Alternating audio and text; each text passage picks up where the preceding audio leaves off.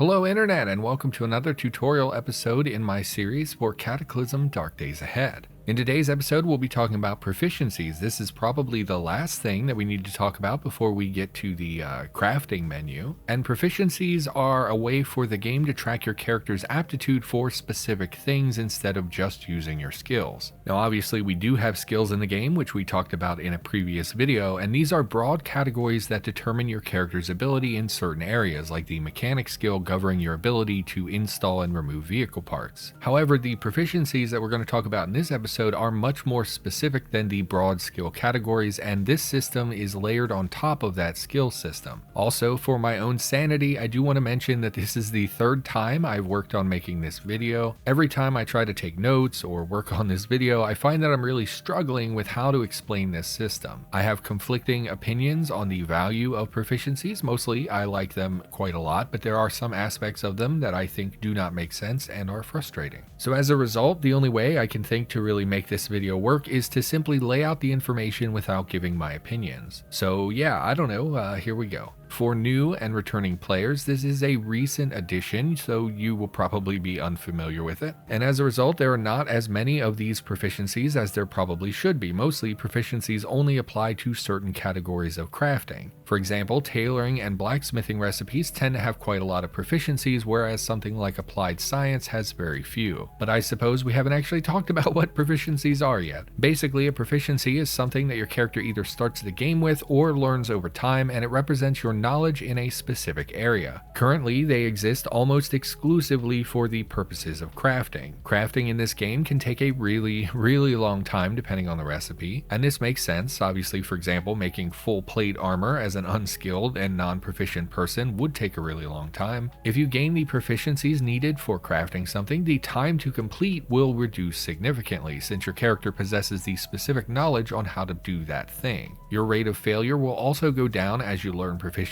so you are less likely to mess up and consume materials while you would be crafting that thing. So for example, let's look at the quarterstaff recipe. This is a simple recipe. It requires fabrication 2 in order for it to appear in your crafting menu, and it also lists the carving proficiency in the recipe, and it takes 36 minutes to complete. We can see the proficiency listed here as having 2x time and 1.2x failure. What this means is that the recipe is actually taking twice as long as it normally would because we lack this proficiency. If we had the carving proficiency, then this recipe would actually only take 18 minutes, half the time that is listed here. The 1.2x failure is the increase of how often we will mess up while we're crafting, losing progress and sometimes losing component materials. Now we haven't really talked about failing to craft yet. Basically it's just always bad and is a waste of your time and waste of materials. Having a 20% increase due to the missing proficiency, it's not game breaking, but it is definitely annoying. Now the majority of proficiencies in the game, they will work this way. Like I said, almost all of them are based around crafting. Some recipes do not require proficiencies, some do. Like I said, currently they're mostly grouped around things like tailoring or blacksmithing. And frankly, there will probably be quite a lot more of these added in the future, and they will probably extend to cover all areas of crafting, not just those specific categories. Another thing to note is that proficiencies do stack with one another. So for example, if a recipe requires 4 different proficiencies and they all multiply the time cost, then those multipliers will be stacked on top of each other, leading to a very long crafting time. And this is also true of the failure rates. Any increase there, they all stack together.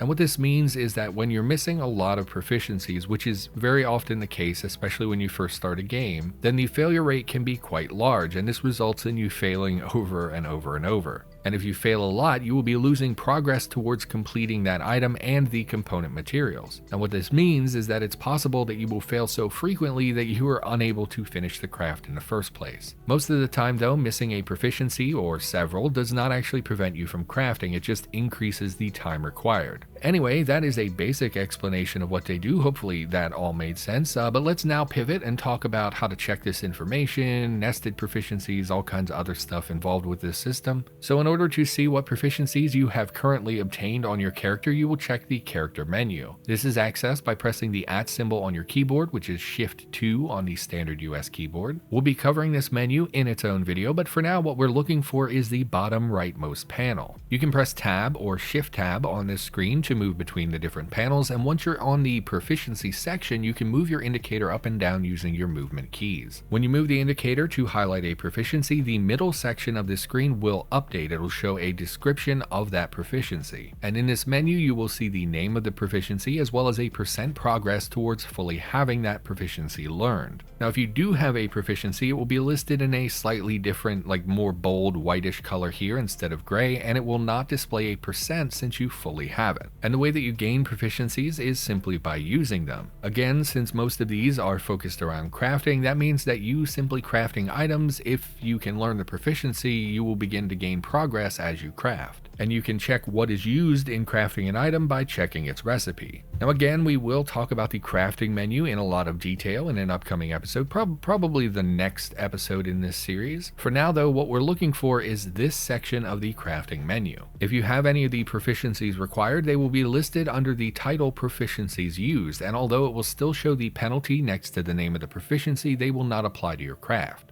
The main section that you will be looking for is called Proficiencies Missing. This is where all of the proficiencies that you do not have will be listed. This section is also color-coded. Blue means that if you craft the recipe, you will gain progress towards learning that proficiency. However, if something is listed in red, it means that you will not gain progress on those, and this is because of probably the worst thing about the entire proficiency system. Basically, anything with this red name is nested behind another proficiency. In other words, you cannot gain certain proficiencies until you first gain other proficiencies. And this is a huge problem in my opinion, though I don't want to ramble about it. That's what ruined my previous attempts at making this video. But essentially, there is nowhere in the game where you can find out what proficiency leads to another proficiency. This information is not given to the player. And this means that you as the player will have absolutely no idea what you need to do in order to progress. Now, some of these are obvious and do make sense, but others really don't. And there was a proficiency tree posted on Reddit, but I don't have the link to that, and given how quickly the game progresses, it's probably already out of date. Your best bet, if you ever find yourself locked out of a proficiency and you don't know how to progress, honestly just pop on the dev Discord and ask around. Surely someone will know the answer. Now, as I said, when you craft something and you're able to learn a proficiency, you will begin gaining that % progress. Now, the rate at which you gain progress is based on your current focus, just like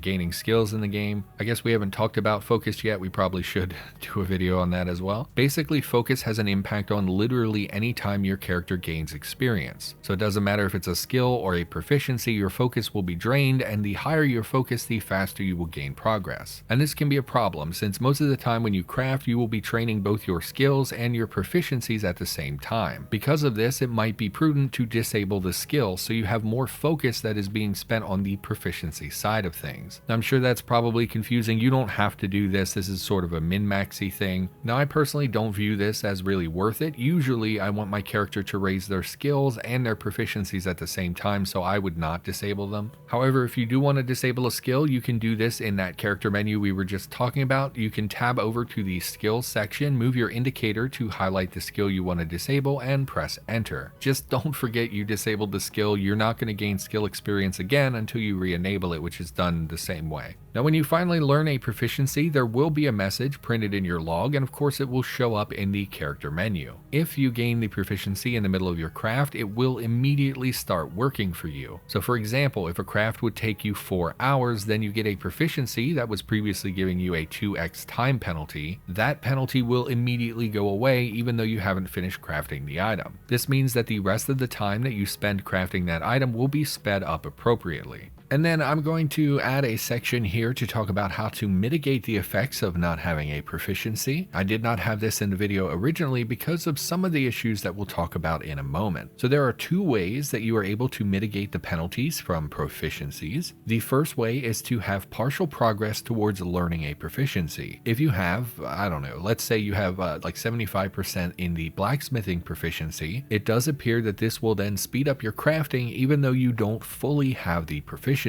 Checking the crafting menu will show that the time penalty is reduced for partial % progress towards learning that proficiency. However, there is an issue with this. I had tested this pretty thoroughly last week, and this did not seem to work as intended. There was even another person on Discord who tested this alongside me and said that it was not working properly. However, when I tested it just prior to recording this video, it was then working. So I don't really know what to make of that. I haven't updated since then. I don't know what would cause it to work with some proficiencies but not with others. However, as far as I can tell, the intention is to have partial percent progress count towards reducing that penalty that you would normally take for not having the proficiency. Hopefully that all makes sense. And then the other way to mitigate the negative penalties of proficiencies is by using books. Some books have a line that says that they will help with certain proficiencies. The item entry for the book will show which proficiencies are mitigated on this line here. If you then have the book nearby when you craft items that use that proficiency, the penalties will be somewhat alleviated. You can actually see this working in the crafting menu. It will display the word mitigated in parentheses next to that particular proficiency. The game never tells you how beneficial the book actually is. You have to look through the game files to get that information. In my testing and looking around, it seemed like the average was around a 20% reduction to the penalties that you would normally receive. But let's just get back to what I recorded here originally.